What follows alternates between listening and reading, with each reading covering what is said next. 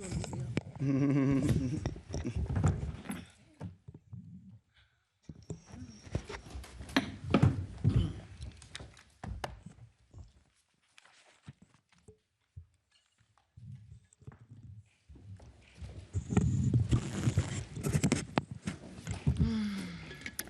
morning, everybody. My name is Fabian Levy, and I serve as Deputy Mayor for Communications for the City of New York.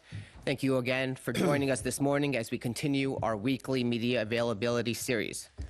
Along with our weekly broadcast interviews, our regular press conferences, our podcasts, radio show, and social media channels, these media availabilities help provide New Yorkers with another opportunity to learn about the work of our administration and hear directly from the mayor. They bring together leaders with decades of experience across important issues like public safety and public space. And they provide all of you in the news media with a regular and reliable format to ask questions. So joining us today, we have Mayor Eric Adams, First Deputy Mayor Sheena Wright, Chief Advisor to the Mayor Ingrid Lewis-Martin, Chief of Staff Camille Joseph-Varlick, Deputy Mayor for Operations Mira Joshi, Deputy Mayor for Housing, Economic Development, and Workforce Maria Torres-Springer, Deputy Mayor for Health and Human Services Ann Williams-Isom, Deputy Mayor for Strategic Initiatives Anna Almanzar, and Chief Counsel Lisa Zornberg. So without any further delay, I'm pleased to turn it over to Mayor Adams. Thank you. And, again, these Tuesdays are important. And, little did we know that we would be holding these Tuesday briefings. It's give us an opportunity to spend a great deal of time to drill down on some of these issues. Some of the things that we do during the week, we hold press and do these on topics. If there are emergency situations, we will bring folks together and just really engage in whatever that emergency situation is. And so by no means, by doing these Tuesday briefings, are we trying to delay the reporting of anything, but this gives us an opportunity to get you folks in the room and just give a in-depth conversation on what we're facing in the city. And we're facing many things right now in the city, and our goal is to try to be as transparent and as accurate as possible as we give the information. It gets us nowhere when we're just yelling out questions while I'm walking through the streets. It just doesn't accomplish what I think you are really trying to do as you try to report on what's taking place. And also my team is always here. My press office is always here to answer inquiries.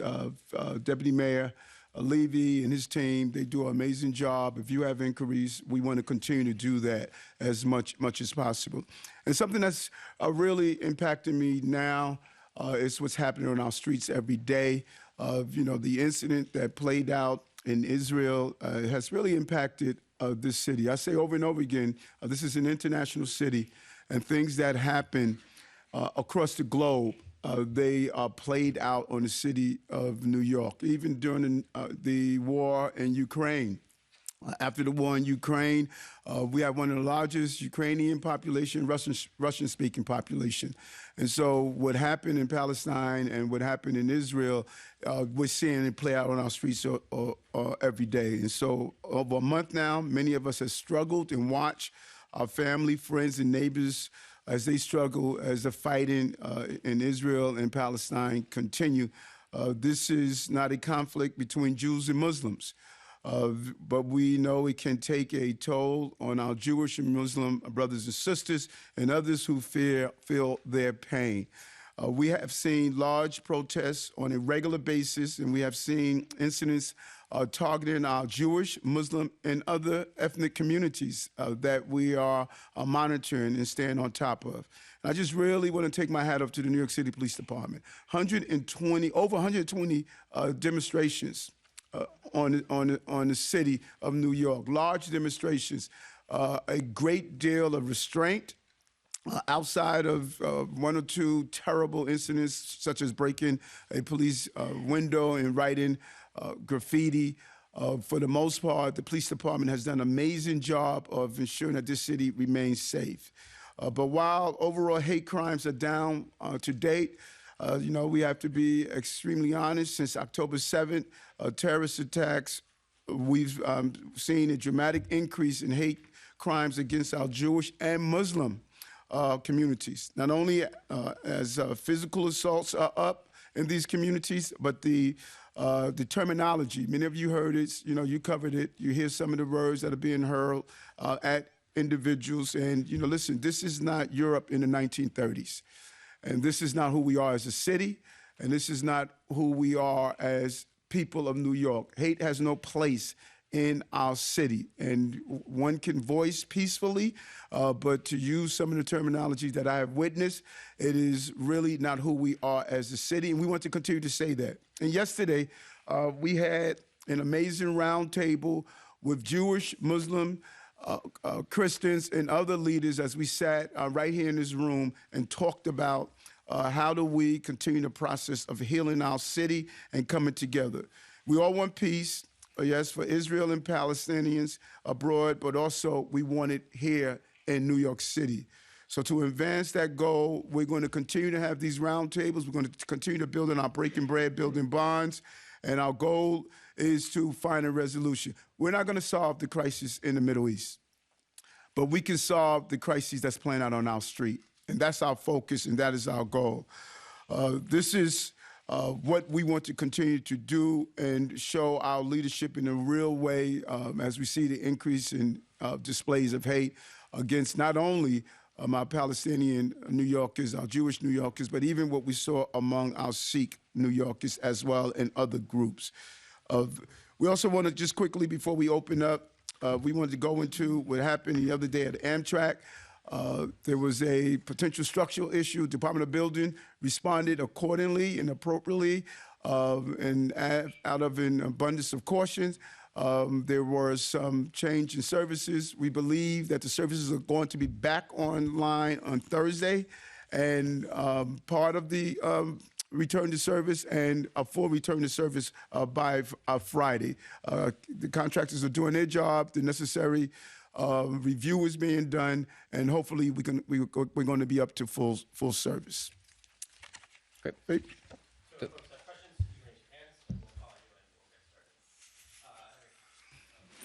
Hi, Mr. Mayor. Hi, how are you? Good. How are you, sir? Last week, you did not disclose at this same briefing last Wednesday that the FBI had seized some of your technology, and then there was some additional technology you had to go back and give them. Have you been asked to sit down for an interview? Have any members of your staff at the deputy mayor commissioner level been asked for an interview? And has anyone else on your team been asked for their electronics? First of all, last week, my information was completely accurate on what I shared with you. Accuracy is important, and we were. And, this is, and I cannot emphasize this enough, and I'm just going to continue. It takes a lot of discipline. This is an ongoing review. And as a former member of law enforcement, it is always my belief, don't interfere with an ongoing review and don't try to do these reviews, through the press. We are fully cooperating with whatever the reviewers are looking for. We are fully cooperating with it. And my role is to allow them to do their job without interference. And I have to do my job of continuing to make sure the city navigate the various issues that we are facing. On the question, though, sir, has anyone else been asked to turn over technology, sir? Mr. Mayor, Yes. You have to do a budget modification on Thursday. We already know that the next class of school safety officers, 250 safety officers, are not going to be hired. I wonder, it's a multi-part question, I wonder, are you concerned about the fact that that cut is going to compromise school safety? But also, I wonder if you could lift the veil on some of the other painful cuts that you're going to have to make. And if you could talk about how painful this first round of cuts is going to be for New Yorkers across the board with all services. Well, it's more than painful for New Yorkers. It's painful for us. I've seen a great deal of just personal pain from the members of my team. These are initiatives that we fought hard for. It is part of our upstream mindset of how do you prevent crime and not just respond to crime. To see some of the services that Deputy Mayor Williams-Isom has fought for a long time on what we wanted to do, and the entire team here. And so there's this is extremely personally painful for this administration, these projects and these initiatives that we knew were going to improve the lives of New Yorkers. Jock, our OMB director, is going to do a presentation. We're going to brief the speaker. We're going to also brief our nonprofits. And Marsha, it's going to hurt. It's going to hurt a lot. And when you go into the agencies and ask them to do, they already did 3 rounds of PEGs at 3%. Now we're telling them they have to do a 5% for the November plan and then another 5% in November, in January. This is, this is all my time in government. This is probably one of the most painful exercises I've gone through. And, when we look at around police, what the numbers of our police officers are going to be, and how we've done so well in dropping crime in our city, when we look at the school safety agents, when we look at some of the other initiatives that we're doing, it's going to be extremely painful for New Yorkers. And that is why we continue to say we need help. You didn't answer the part about whether you're worried about the cut to the school safety agents, if you think it's going to compromise school safety. It's an agency that's already down over 1,000 people. And, there have been incidents, not only of hate in schools, but there have been incidents of weapons and things like that. So are you worried about that? And are you worried about these hate incidents that are going on? We have been successful, unlike other municipalities, where they're having shootings on school grounds. In some cases of mass shootings, we have not had one shooting inside our schools because of the work of school safety agents and New York City Police Department. And so my conversation with the chancellor, who was a former school safety agent, and the commissioner, that we have to make sure that we continue to create an environment for our children. We have to shift around personnel as much as possible. We have to do a real evaluation on where do we have the high need schools.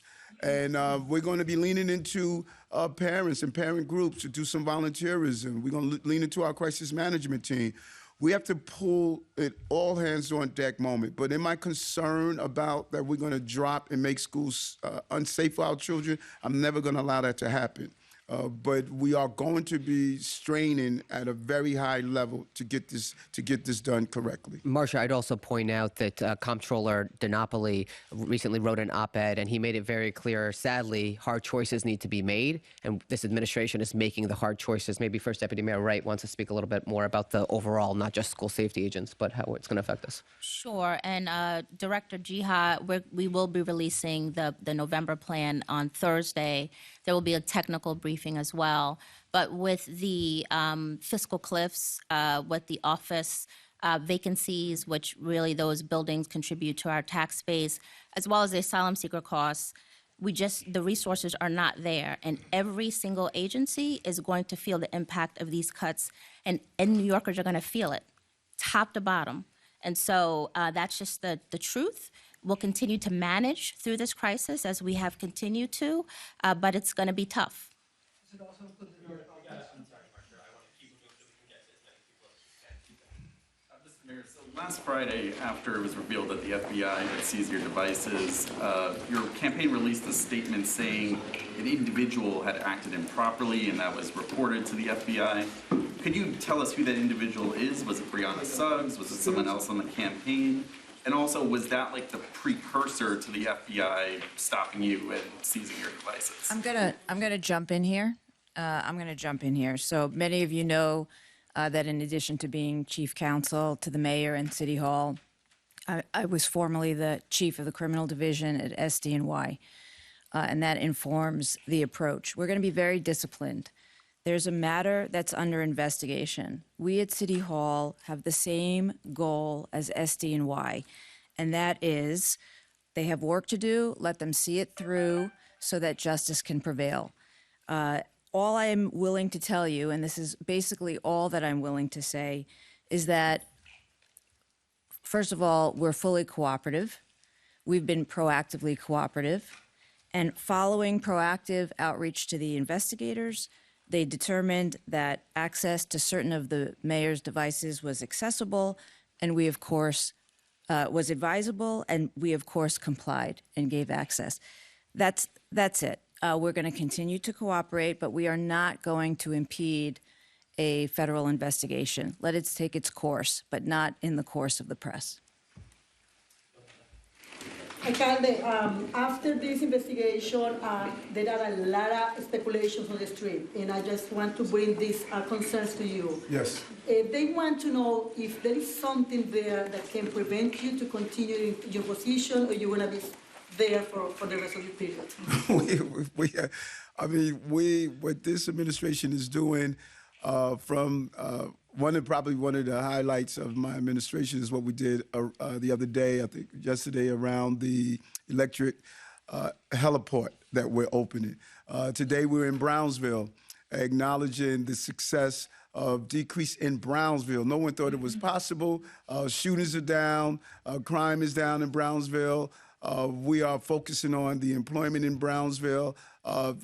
We're continuing to move forward and run this city. And I think New Yorkers should be proud of how we are continuing to move forward. And that's what New Yorkers are seeing. They want me to do my job, and we're going to continue to do the job. Hey, Mr. Mayor, how you doing? Good. I wanted to go back to the day that the search warrants were executed on Breonna Suggs. When you came back from Washington, D.C., did you meet with Tim Pearson, Phil Banks, or any other members of the NYPD command staff? Additionally, if it actually turns out that the federal government does indict you, would you resign? I'm not speculating on that. You're all the way downfield. I'm going to continue to do the job as the mayor, as long as my responsibility to do the job. Again, I'm just gonna jump in. I think, folks, it's really important to remember here, no one has been accused of wrongdoing. We've been fully cooperative. We are not going to impede an active investigation by providing more detail, and that's our position. Thank you. Hey, Mr. Mayor, and Lisa, with your caveats understood, you did express some concern about leaks. Do you have a view that this investigation is somehow retribution? Do you believe that someone in the FBI is out to get you? And are you confident that as the Southern District does continue to investigate, they're not going to find any impropriety with your campaign finances? I'm not going to speculate on where we are. I'm not going to speculate on that. I know what I tell my team all the time: follow the law. I know that. And matter of fact, I tell the team to the point that, I'm almost annoying. And, we are very clear on that. We don't do the straw donors. And a lot of people don't know what that means, but we don't do the straw donors. We don't, do quid pro quo. We follow the law. I'm very clear on that. I've stated it from my days in the police department, to my days of state senator, to my days of borough president, and as the mayor. I just strongly believe that. That's what I spent my life enforcing the law, and I'm going to continue to tell the team that, we follow the law in this administration and in all of my administrations. Aaron, if I could just also follow up on one thing. A lot of folks in this room know my old role. I was a spokesperson for law enforcement, and a lot of you would ask, just tell me off the record about, is this investigation ongoing? And we made it very clear in the AG's office, you don't talk about an ongoing investigation because you don't want to sully the investigation, you don't want to impede it, and you don't want to make the implication in the public that an investigation is ongoing and it's going to lead to something that it's not going to. So to the point Lisa made, you don't want to impede a law enforcement investigation here, and just because there's an investigation ongoing doesn't mean anyone has been accused of anything. So I would just remind everybody about that.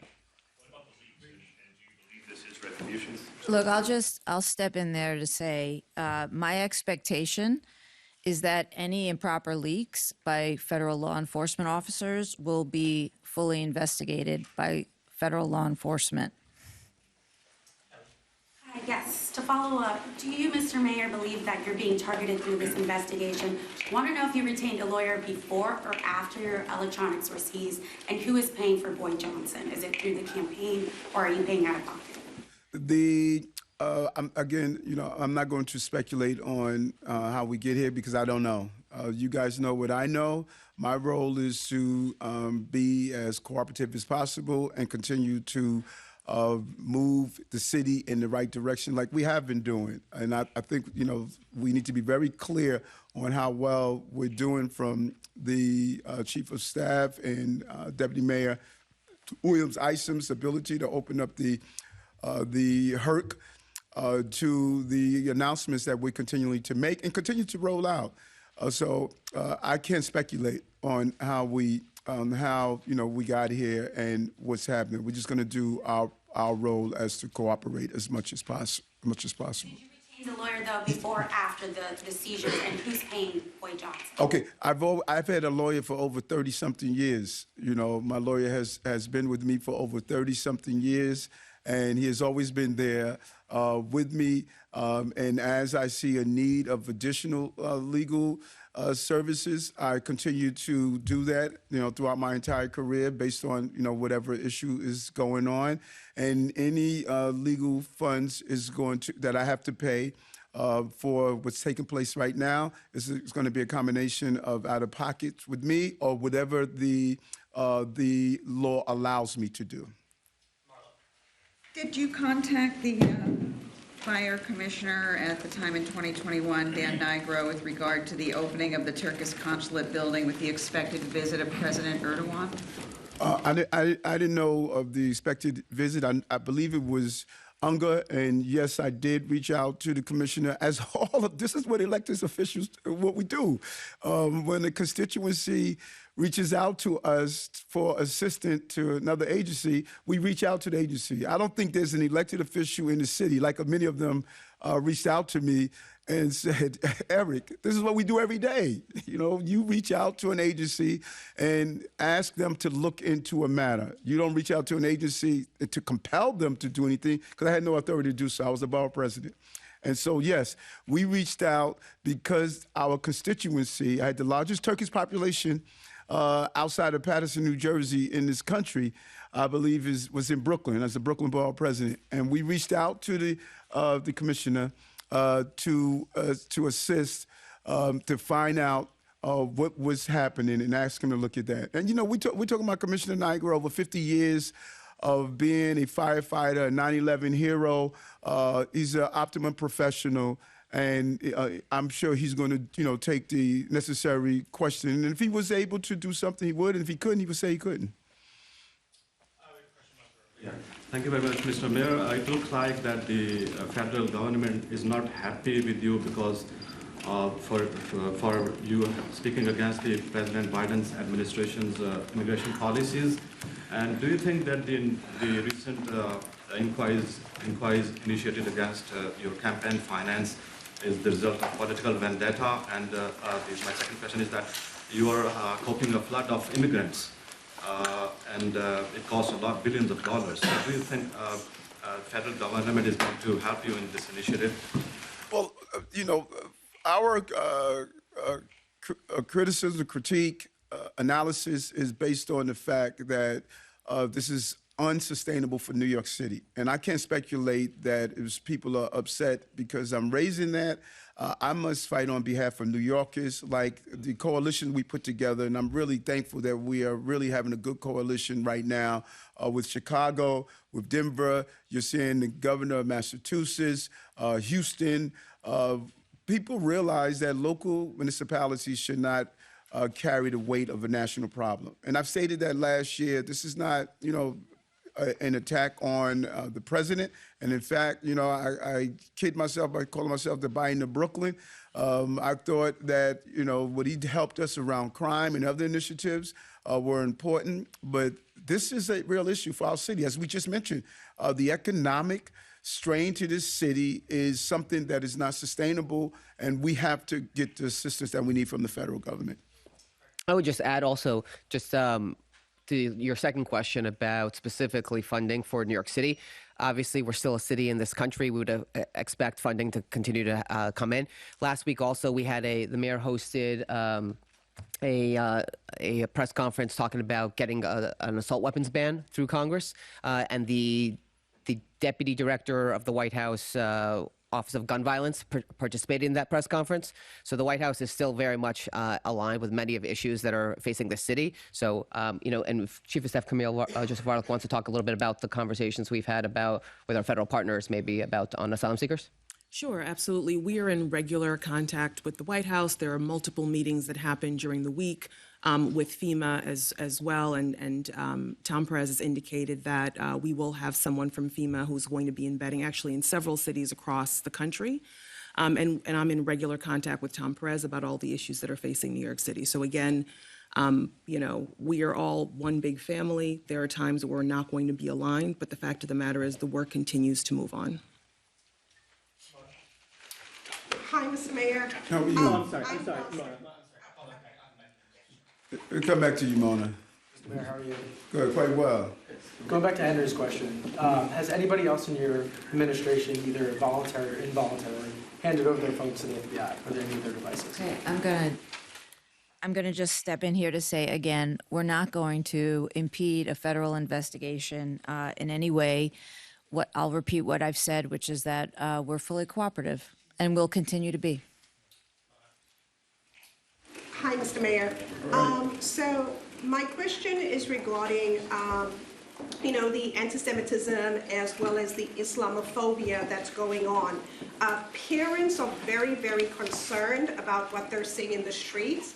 I know of parents, Jewish parents, who are concerned about their children traveling to and from school, as well as in school, because of certain posts that some teachers put up. So it makes them uncomfortable.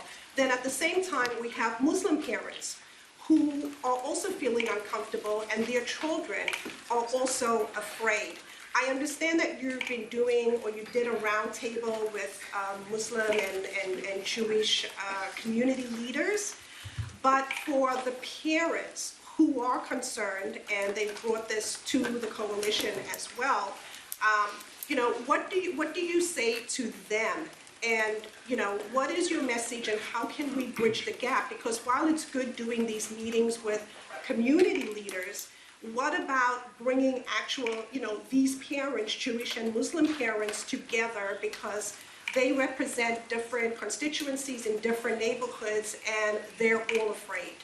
No, and you're 100% correct, Mona, and that is why we're doing what's called breaking bread, building bonds. Thousands of people have been part of these dinners, and we've done hundreds of dinners. The CAU is doing an amazing job of bringing people in the room, and that's what we have to do. We have to do it on a granular level, and my goal is to bring these parents in the room. These parents should be hosting these multi-ethnic, multicultural, multi-generational meetings and gatherings, because we have to get to the point that we're talking to each other again, because what I'm seeing playing out on the streets of the city is not who we are as a city. This city prides itself in its diversity and its ability to live together with all of the different ethnic groups, different languages, different houses of worship, different places of faith.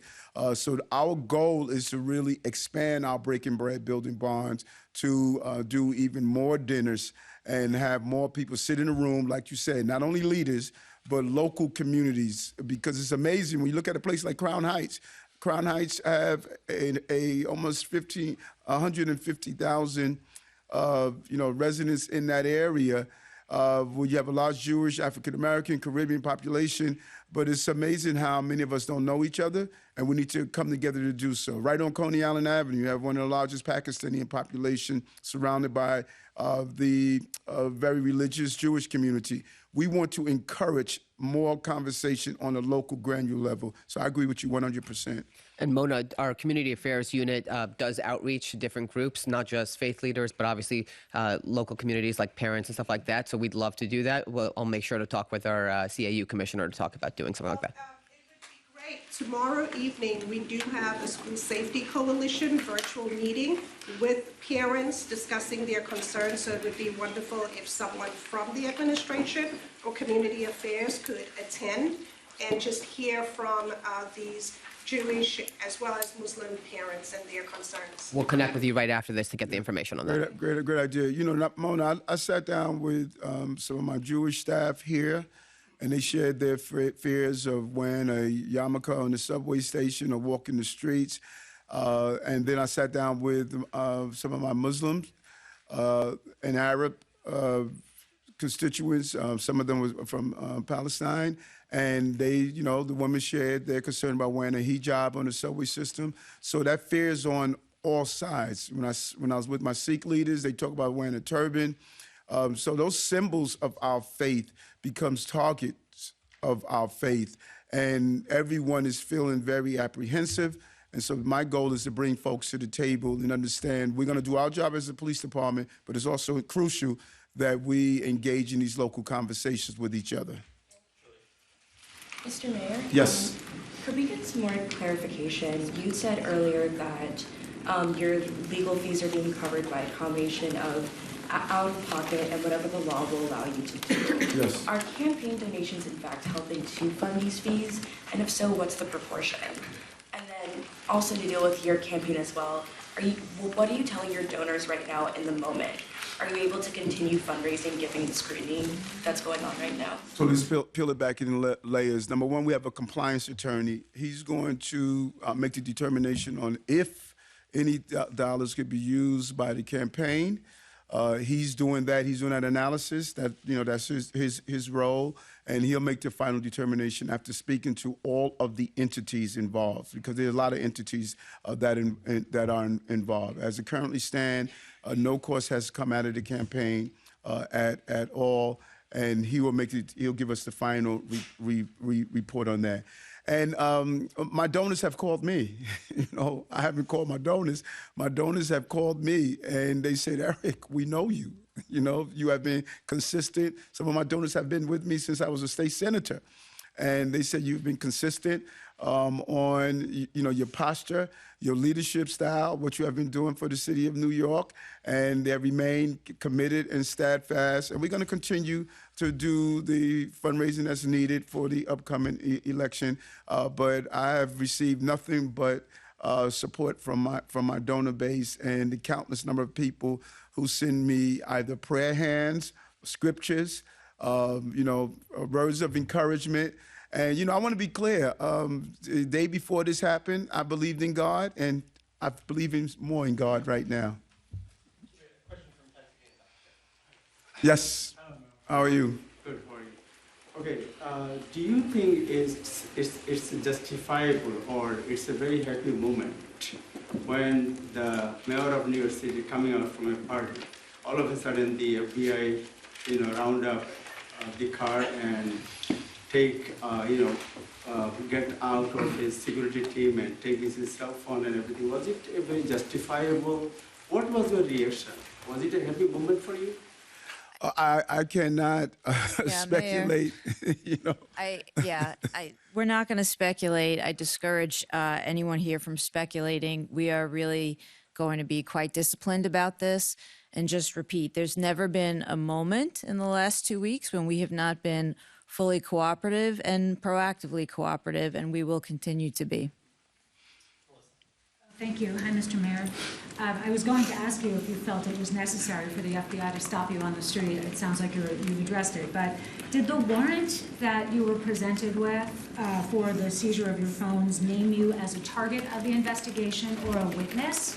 And also, did you reach out to anyone else at the FDNY at the time, other than Commissioner Dan Nigro, to address the issues at the Turkish consulate? That's a great question. Matter of fact, I was going to speak on that, so I'm glad you asked to remind me. Reviewing agencies carry out their procedures on how they execute their actions, and I'm not going to second guess the actions of those who are in charge of doing these reviews. And so, whatever methods they use, I respect that. As a person who was in law enforcement, we have methods of doing what we do. So I respect the methods that are being used. I want to be very clear about reaching out to FDNY to assist my constituents like all my other elected officials do in this city. I did not speak to any other individual in the FDNY. I did not circumvent the commissioner. The commissioner was the person that I asked, can you look into this? And that was all I spoke with. I didn't speak to any chief. I didn't speak to any deputy. I didn't speak to anyone else because it's not my job to circumvent a commissioner. I spoke just with the commissioner, and the commissioner took the proper action. You know, I respect Commissioner Nigro and what he has offered to the city and his level of professionalism. And again, I cannot say it enough. You know, sometimes people misinterpret the role of elected official. The role of elected official is to receive a call from the constituency of a particular issue, and then we go to the agency and assist them to navigate that. That's the role of an elected official. I must have done that thousands of times of people who were having a challenge navigating government. And if you ask any elected official in this city that, is this what you do every day? You know, elected officials call me every day. We're having a problem getting a speed bump on my block. Can you reach out to DOT? I mean, this is what we do as elected officials, and I would be neglectful in my duties if a constituency reaches out to me and asks for assistance, and I'm not giving them that assistance and asking the agency to look into their inquiry. Follow up on the Let me just follow up that. Go ahead. Yeah, there was a first part of the question. To my understanding, to the best of my knowledge, well, first of all, it's a fact. No one has been accused of wrongdoing in the investigation, to my knowledge, and there has been no indication that I've seen that the mayor is a target. Okay? Good morning, Mr. Mayor. How are you? I'm well. J.R. Giddings from the Reset Talk Show. Could you talk a little bit about the pushback that's coming from the asylum seekers who are refusing housing at Floyd Bennett Field due to the fact schools or workplace is not close enough? You know, and that was, you know, when people talked about my trip to South America, I was trying to share that we were pushing back on those who were constantly telling asylum and migrant seekers down in South America that you come to New York, you automatically given a job, you automatically going to be in a 5-star hotel. I wanted to go on those local networks and say, here are the realities that are playing out in the city. Many people interpret it as I was saying, listen, you know, don't come to New York. You know, people were, you know, enthusiastic about taking a trip to New York, but they needed to know what to expect. And so those who were new arrivals, the way the Deputy Mayor Williams Isom and the Chief of Staff coordinated this, all the new arrivals were going to come to Floyd Bennett Field. And we wanted people to manage their expectation. I wanted to do that when I was in South America, manage your expectations of what life is going to be like. And, you know, some people were disappointed in that. Some people wanted to find their own way instead of being at Floyd Bennett Field. But the reality is, I say over and over again, over 50% of the people who came through our process, over 50% of them are self-sustaining. And I think we have an even impressive number on how many people that had the 30 and 60-day notice. What is the number of 30, 60-day notice? Less than 20%. It's less than 20%. Less than 20% come back. But Camille, do you want to talk a little bit about what's happening at Floyd Bennett Field as well? Sure, absolutely. So, you know, as we have discussed over the courses of the weeks, and the mayor has been saying for months, we need assistance from the state and the federal government to manage this national crisis. The fact of the matter is we are out of good options. And so our intention for Floyd Bennett Field, which is a semi-congregate setting for families with children, is that it is to be for new arrivals. A part of the reason that we wanted it to be for new arrivals is so that we avoid the issue where you have students that are already enrolled in a school at one location. They then move to Floyd Bennett Field, and then the Department of Education has to figure out how to get those children back to their original school if that's where they choose to stay. As with any new site where we open it, sometimes there are bumps and fits in the road. And so there was a family that showed up on Sunday where they had been staying in a hotel and the child was already enrolled in a school in the Bronx. The family decided that they did not want to stay there, and they checked themselves out of the facility. But that is the intention. We have been working in close step with the Department of Education to make sure that we have shuttles that will take folks off of the field to another location, and then there are also shuttle buses that will take them to schools, and those schools are primed and ready to accept the new children into the location. Camille, the only thing that I think I will add is I think this week, we saw that the government in Massachusetts has said that they can't, support any more families with children, and now they're placing families with children on a waiting list. And so again, we've been saying this over and over again. Any of you who go out to Floyd Bennett Field, it looks stark. You'll get a feeling like, is this where we really are, and is this the best that we can do as a nation? And we think that we can do better as a nation, but this is a national issue, and the federal government needs to step in to really help and to finish the job of what they've done. If you let people into the country, you have to allow them to get work and allow them to get housing that's appropriate. Also, just add to what Deputy Mayor Williams-Isom just said. I went to the border, and so did Camille, to the border with the mayor in January this past year. We went and saw, and El Paso is doing an admirable job with everything it can. But if you go to El Paso, they have a room in the airport where there's a newborn baby and a 65-year-old man sleeping on the floor right next to each other. So are these ideal situations that we have here in New York? Absolutely not. Is this what we can do? Absolutely, because over 210 sites have been built, over 142,000 asylum seekers have come to our city, and we are doing the best we can with very limited resources. It's going to cost us $12 billion over 3 fiscal years, but we are just out of space. It's just the sad reality of the situation.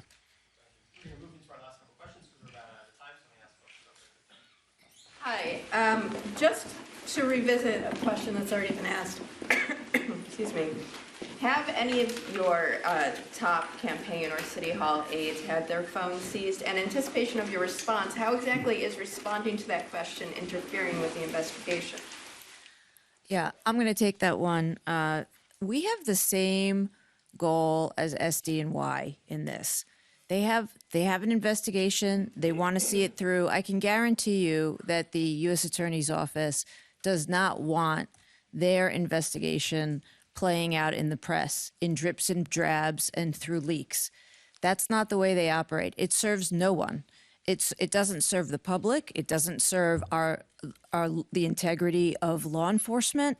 We are trying and have been extremely cooperative and respectful that federal investigation, they're looking at certain things, let them do their job. It is all to the worse to have speculation, leaks to the press, and commenting in dribs and drabs on a pending investigation. So we're not going to do it.